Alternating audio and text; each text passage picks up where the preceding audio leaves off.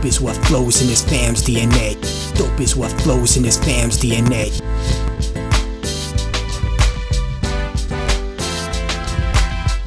What's good, everybody, and welcome to Dope Interviews, brought to you by the Mighty 19 Media Group and sponsored by Rich Kid Clothing on YouTube.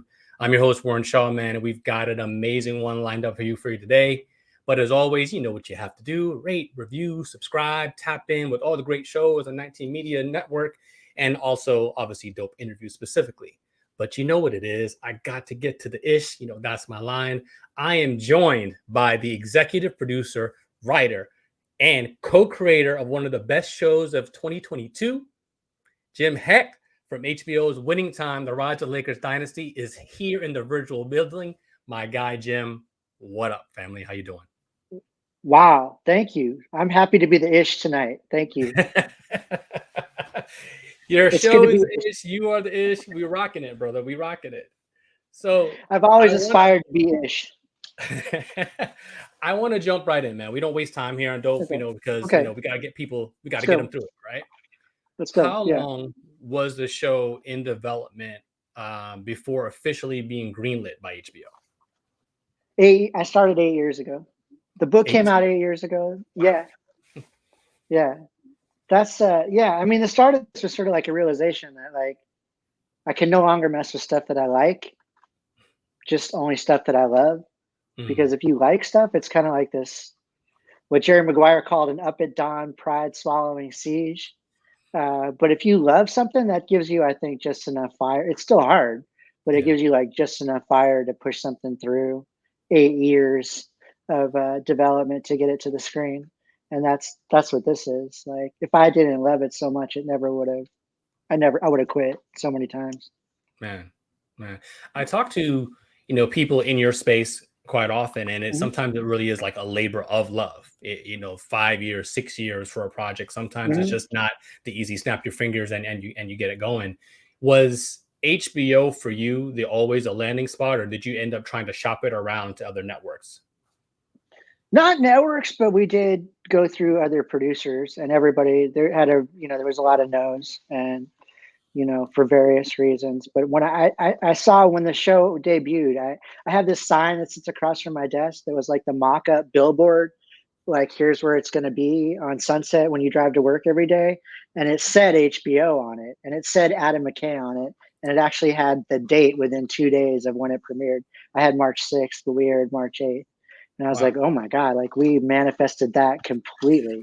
It came out, except for the title, because the title on the billboard was Showtime, which was the title of the book. Word. Yeah, we had a lot of no's, and people told us you'll never be able to cast Magic Johnson and Kareem Abdul-Jabbar, and nobody really thought this was a good idea until Kevin Messick and Adam McKay thought it was a good idea, and then everybody thought it was a good idea all of a sudden. So I want to maybe dive into that a little bit too. Why do you feel like maybe there was that level of distrust, if you will, that you'd be able to cast people to play such iconic people that everybody does kind of know and love? Is it because of them being icons? I think that's it. I mean, I think it's really difficult roles to cast. Like, yes, they're icons. They're very specific. They, people were like specifically said, where are you going to find a guy who's 7 foot, who can act, that also has that like internal brain thing, that, the thoughtfulness that's always going with Kareem. And we got really lucky. Like Solomon Hughes, 6'11", played center at Cal, is a PhD professor of education. He was like lecturing at Stanford when we found him, like crazy. And then Quincy Isaiah, when I saw it, you can see like there's an essence of magic to him, and the smile is there, but there's something about him that sort of embodies, and that's acting. I mean, first of all, that's acting. So, but there's, he was able to capture that essence, and he's, also tall and played college sports. He played football on the Kalamazoo college football team. He was the center. If you look online, it might still be there. His highlight reel is just like pancake after pancake after pancake. He was like 300 pounds. And that's all that was on the internet for him when we first saw him at audition, was that video. I went on his IMDb page. When I watched his audition, it was blank. There was nothing on it. Nothing. His Instagram had 264 followers. I took a picture, and every now and then I'll take another picture of his Instagram just to like go. So yeah, we got really lucky. That's really amazing, and I think being able to cast in that way, and looking for people that can play the part, but maybe even some ways just needed a chance in essence to shine, and this is what really kind of was happening. And he specifically, I mean, everybody on the show was really amazing and doing a great job. And I do want to get into, of course, I want to get into the casting conversation a little bit, but you touched on something too, because when you're talking about the debut, and I do wonder, right, for somebody who is as intimately involved with the project as you are, is each Sunday night right now when it's out, is it like the playoffs? You know what I mean? Are you just like, oh, all right, you know what I mean? You get you know what's going to happen, obviously, you know what I mean? But is it are you on pins and needles kind of waiting for the reactions from anybody who's watching? Not really. I mean, like, I've seen them all. You know what's interesting about the shows? I've seen them all 10 times, you know, by the time that they come to air. And every week I'm like, I'm not going to watch it. I have work to do. Like, I don't need to watch it live. It's on HBO Max. I can watch it with my wife, Courtney, when she gets home or whatever. She's watching them as they come out. She hasn't seen them yet. But then every night, every week when 6 o'clock rolls on, I find myself being like, yeah, here's the remote. Like, I'll just keep that on out of the corner of my eye. And then I watch it and I still enjoy it just as much, if not more, you know, watching the show as it airs with everybody else. The one thing I do is I tend to check Twitter that night before I go to bed and just read what everybody's saying, you know, because I think in terms of the way we're thinking about it, Max and I and Rodney and Adam, it's like, we're making it the show that we want to tell. And I think that's all you can ever do is tell the story you would want to see.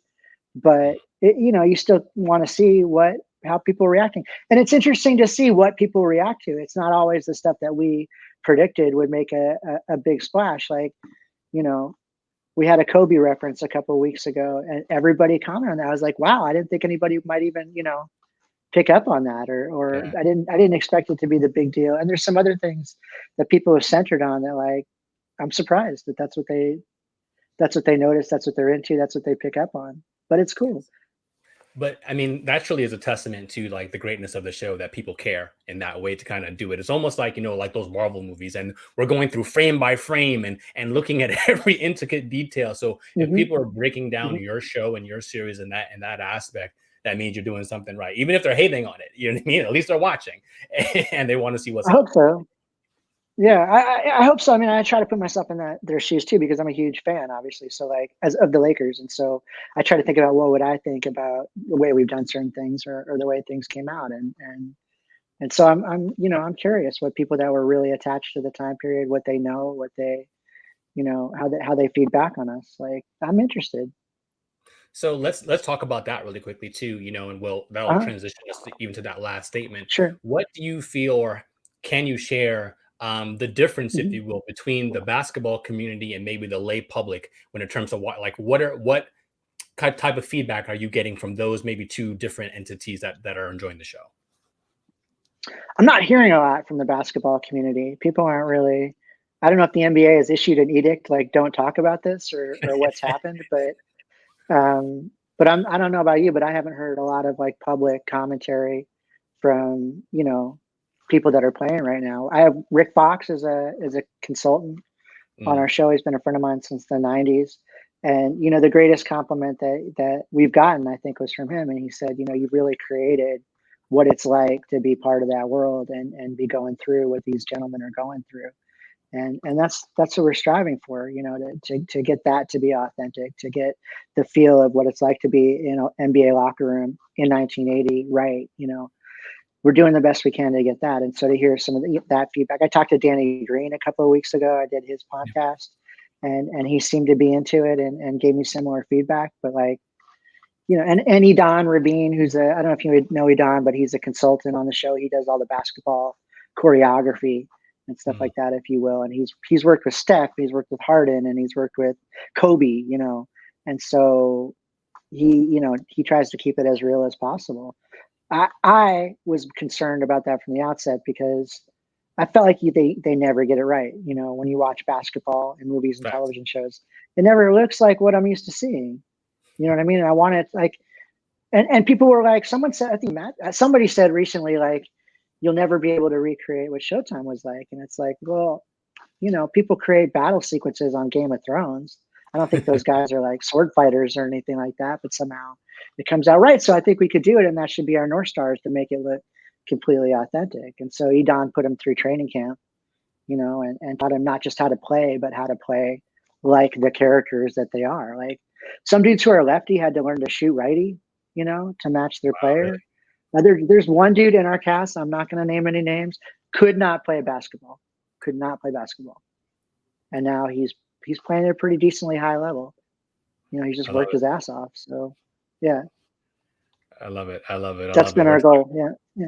We're talking with Jim Hecht here from HBO's Winning Time, man. Great show here. Like I said, tearing up the 2022 airwaves.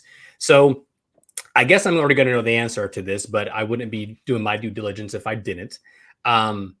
Because there has been some, I'd say, disparaging, if you will, remarks about the show and aspects of how certain characters are portrayed, i.e., the logo, Jerry West, and then even to some degree Magic, and how frivolous he was. I think with his sexual activity frivolous? and so forth. I mean, look at his own interviews. I don't know, that. Anyway, I don't know. I mean, we're going based on what we've read in the interviews and people's feedback, and this is not being pulled out of thin air. Right. And we're constantly asking, are we getting this close? And people who know are like, yeah, you're pretty dead on. So we're not trying to disparage anybody, and these are our heroes. This is my childhood heroes. Like the reason why this was so important to me is because like the best days of my life as a kid were if my dad drove us up the 405 and we went to a Laker game. You see the form coming into sight. I was the kid that would wait outside on the loading dock, after games for autographs. We went to the Westminster Mall when I was 6 and Magic came to LA. I waited online for 2.5 hours to meet Magic Johnson. So like, these are my heroes, like my absolute heroes. And I know I wouldn't want to see myself portrayed in a movie, and I probably wouldn't agree with the way that it comes off. But like, and people have brought up Jerry West, but like the other thing that I hear is like, that's the character that people love, if not the most, close to it. Yeah. Like they love him. I love him, and he struggled with things. I mean, I don't think that's private. That's in his book. That's in his interviews. That's in a bunch of different accounts. And I don't think, give it a minute. Cause like, I don't think he was as happy as a coach. I think he hated being a coach. And he says himself, I was a yeller and a screamer as a coach. So I'm not, I just want people to know that it's done with a lot of love and care, and these are people that we look up to and are heroes for all of us, growing up. I'm not one of those people who find it to be distasteful in any capacity, and maybe not even saying it's disparaging. I just know there's some people, again, he's the logo. How are you going to portray the logo in that way? But to your point, I think there are plenty of stories about how he couldn't even stomach to watch games, how he really loathed it. It ate him up to lose. And if you watch the series, and I don't know by the time this airs, like what episode it'll be in, but he even levels off. You know what I mean? He comes in hot, you know what I mean, as a coach, and he kind of levels off. I think he's kind of settled in, and just given the episodes that we've had out so far, you can see he's already like, and now he's out of coaching and right. And he's starting to be an executive, and let's see how that path affects him as a man. And these things there's arcs. People start out in a certain place, and things happen, and they change, and they either find what they're looking for, or they don't, or So some of these things were like starting points that are used to illustrate a person's growth through a series that's going to span a course of 12 years. Is it all 100% accurate about like, did we get every inflection of every sentence that was ever spoken right? I don't know, but like, we try to always be right to the truth of the person and the truth of the story that we're telling, and there's a point to it. So I hope, I don't know, is there a number for accuracy? It's based on actual events, and I think we've done a pretty good job. I think when people fact check, sometimes I read the fact, like the things that people think are the most untrue tend to fact check out to be true. Vic Weiss really did end up where he ended up. Like Jack McKinney really did have that happen to him. Like, the most shocking events are the true ones. Yeah. I think those are actually really, really good points too. And I was going to even ask that because in terms of, can you even gauge what the level of accuracy is? I mean, you're just out here doing, trying to tell the truth, if you will, to the best of your ability, but still making something in essence for TV. So the final question, not the final question, but final question before we go to break here, I wanted to ask you is, did you and your team, did you actually pause in any capacity and say, like, oh man, maybe we shouldn't put this in there? Or it's like, hey, here's what we heard, here's what we read, we're putting it out here first. Or was there any type of, censoring to some degree? Yeah, I think anytime there's a story with that many people involved, there's 50 different versions of what happened, especially it being 40 years ago. And so, you watch Last Dance. I love Last Dance. Like, I really enjoyed that, but that's Michael's story. And like everybody else on the team and in the organization seems to have a different version of it, and they all differ from each other. So like, you got to go through and determine like what is your best version of the events, and also which version. Sure, this is still a TV show. It is a drama, and like which one best serves to make the point about the characters and the people in the story that we're trying to tell. And what happens what ends up on the screen for the most part is heavily labored over and held up to the light and considered before it ends up making it onto your TV. All right. We're talking with Jim Hecht here from HBO Winning Time. Let's take a quick break and we'll be right back. Bonafide.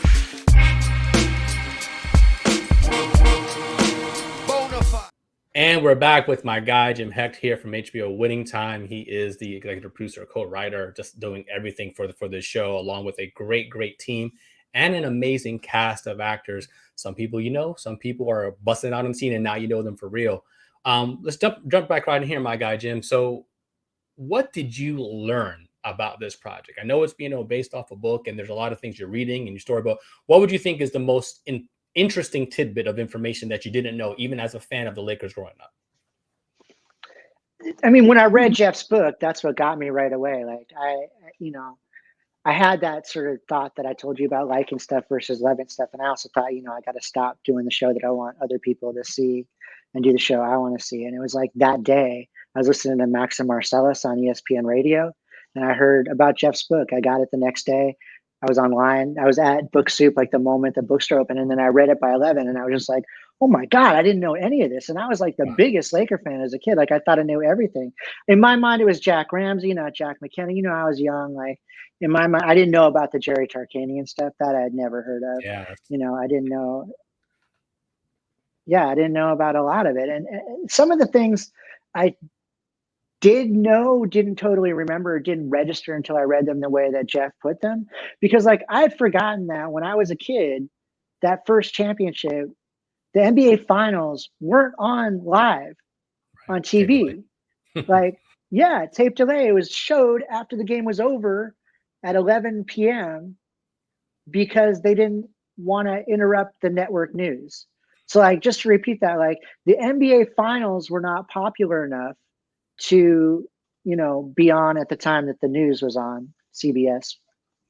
Like that's the league has come a long way. I mean, and stuff like that. There was, all the Nike thing that we had last week. I was like, that blew me away. That Magic, I might have made the same decision at that time, and I get it, but I didn't know about the whole Phil Knight of it all, and stuff like that. Like I know we read that someone taped the first Boston LA game, like filmed it on like a camera or whatever, and then took it over back to Rome. They were from Italy and showed it in theaters in Rome. And that sort of like started to introduce the NBA to, audiences around there, European audiences. And so the book and the series are just chock full of things that I didn't know, even as the most rabid.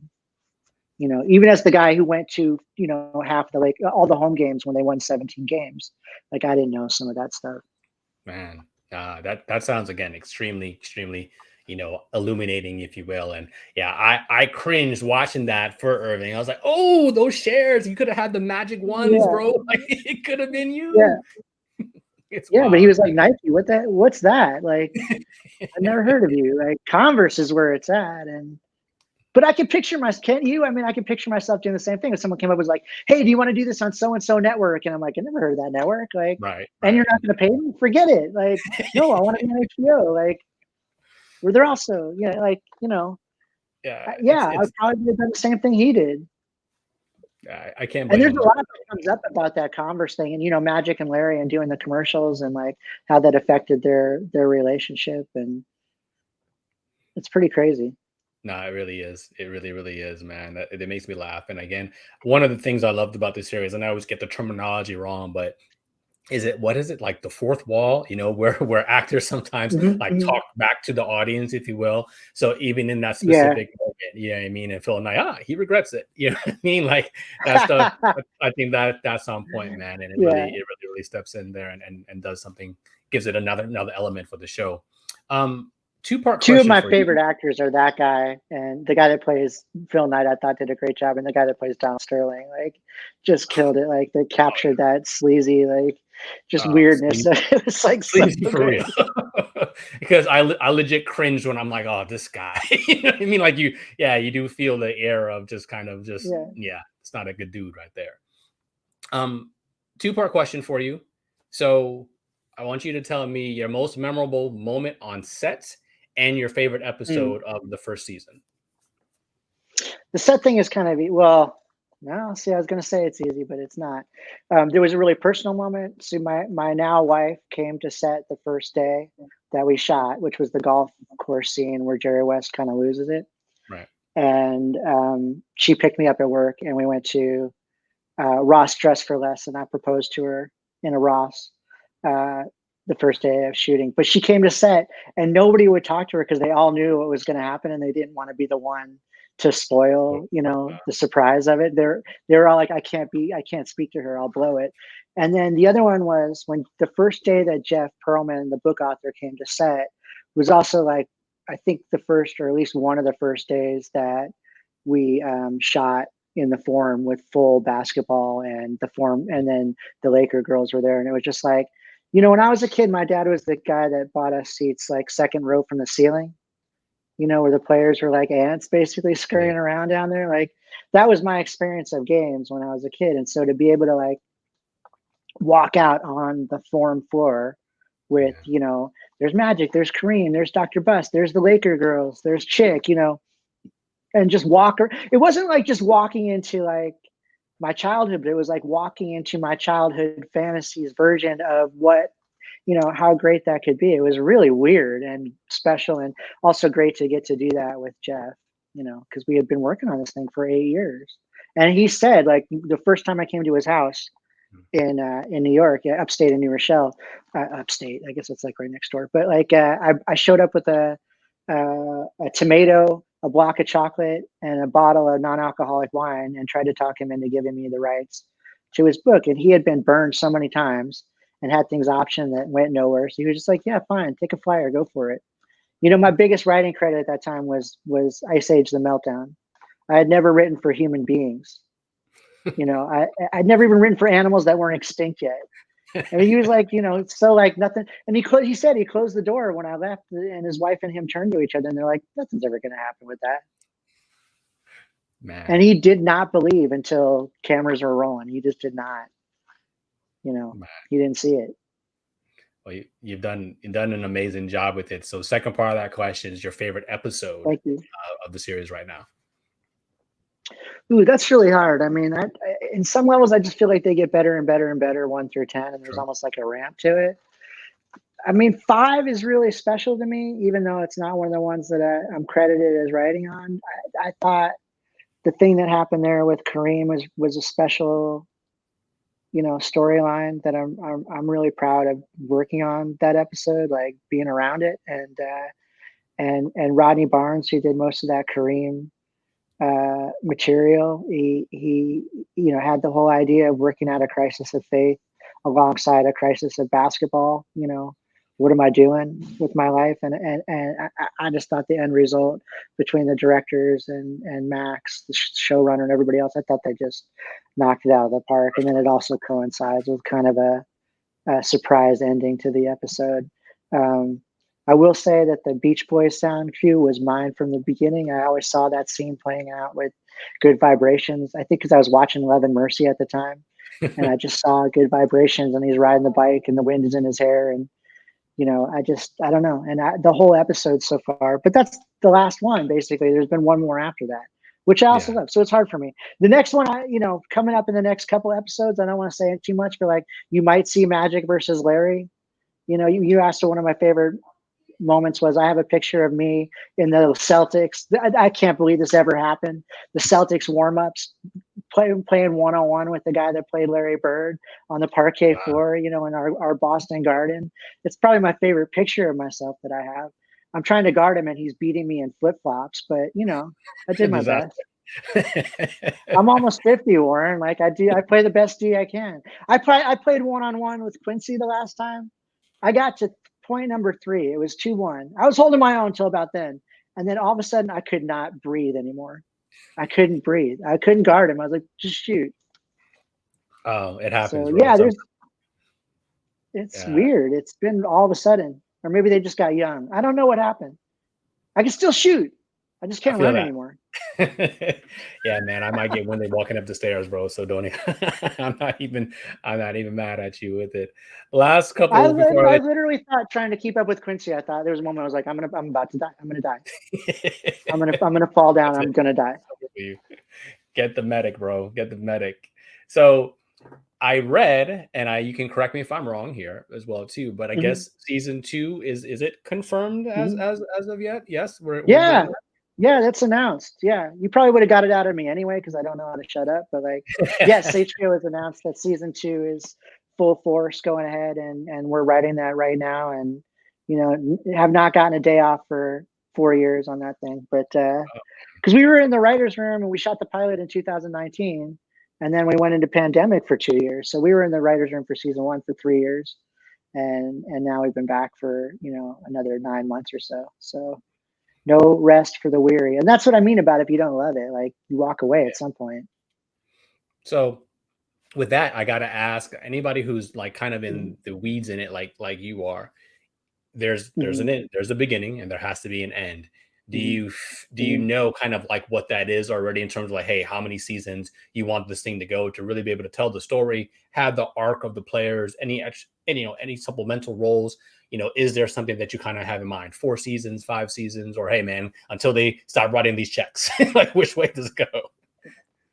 B. I think you could do it forever. And when we first started out there, like you can do 1 season and it's got to go from 1979 to 1991. I was pitching Friday Night Lights, which is every season is a season, like we did with season 1 here in the end. And because I think when you get in there and you start spending time with the characters, you really want to spend more time with the characters and get to know them and their stories, which doesn't have that much to do necessarily with basketball. And fortunately, HBO kept dividing it from 1 season to 2 seasons to, and now we're sort of more in like a figuring it out, like how many seasons do you take to get from 79 to 91? I would advocate more, I think like I think it could support at least 6 to 8 seasons, but that hasn't been decided yet. I think you could go on, at least go on and do Shaq and Kobe. HBO has optioned Jeff's next book, 3 Ring Circus, which is the story of the Shaq and Kobe era Lakers. I don't see any reason why it couldn't end with Bron and Bronny side by side, hoisting the Larry O'Brien trophy when the Celtics go into second place and the Lakers become the all-time, most franchise championship winning.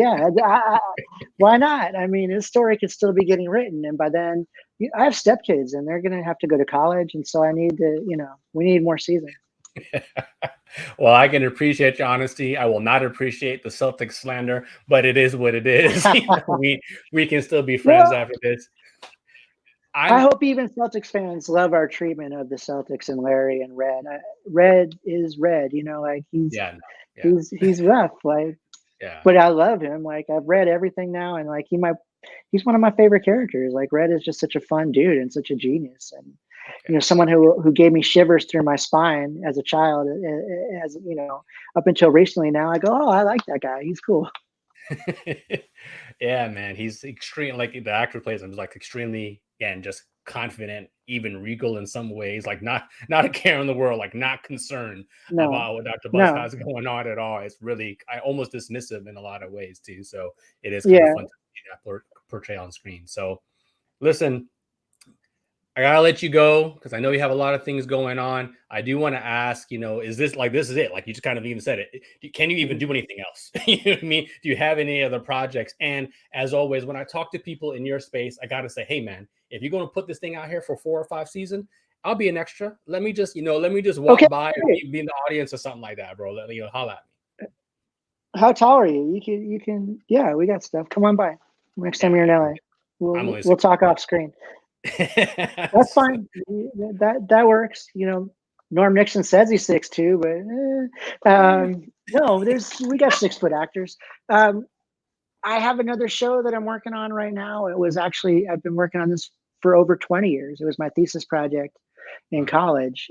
It's a story about Huey P. Newton, who was the founding leader of the Black Panther Party. He also had a lot of Hollywood friends. And when the FBI came after him with COINTELPRO and tried to pin some stuff on him, he used those Hollywood connections to get out of the country to Cuba by pretending that they were making a movie. And so it's a 6-episode limited series at Apple. We're shooting next month. Don Cheadle is directing. Andre Holland plays Huey Newton. And we just have a stellar cast, and I'm super excited about that one. But, it's another one, 25 years, maybe 23, 25 years that it's taken to get it to where we're finally rolling cameras next, month. And I don't know if that's a testament to it takes me 25 years to write something decent, or it's just like a testament to faith and perseverance and hard work. It's probably somewhere in the middle, because I know there's some dudes that can just snap their fingers and write, Oscar-winning stuff. I don't happen to be one of those people. It's got to be a labor of love for me, and it takes a long time. Well, like you said earlier, man, give yourself all the props, bro. Thank you. I appreciate that. Anytime. That is all the time we have for today. I want to thank the amazing and talented Jim Hecht for joining us here with an amazing conversation discussing, again, one of the best shows of 2022, Winning Time on HBO. If you haven't watched it, please go out there, cop that. Even cuddle up to a friend who has HBO Max, do something. Make sure you get this in your life. It is an amazing show done by an amazing talent. Again, I'm your host, Warren Shaw. Follow me on Twitter at @dope_interviews or at Shaw Sports NBA for my regular basketball and NBA content. You know what it is, man. It's been another dope interview, and we're out. Together we stand, divided we never. The vision is one, striving for the better. Working as a team, working toward a dream. It's not even work when the team is the dream. On a united front, we got our own back. A band of brothers to counteract any attack. One heart in fact, forget what the blood say. Dope is what flows in this fam's DNA. So let's do it for the love, give to the max. Listen to opinion, but react to facts. And remember that together we're the shh, but separate, just pieces of it.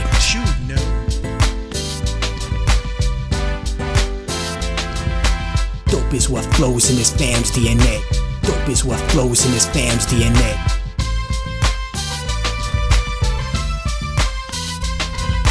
Family represent like a tree with names on it. We're free, no chains on it. Relieved, the pain's gone, I can see. We come together like questions on the quiz. Mojo Flow and Viz, man, you know what it is. And if ignorance is bliss, you're gonna hate this lesson. Organized intellect like a tropical depression. My symbol is the cross, a mic and ghost peppers. Cause I'm just a black sheep growing up to be a shepherd. Moonlighting as a weapon to protect the children. Every brother is a father, dynasties we're building.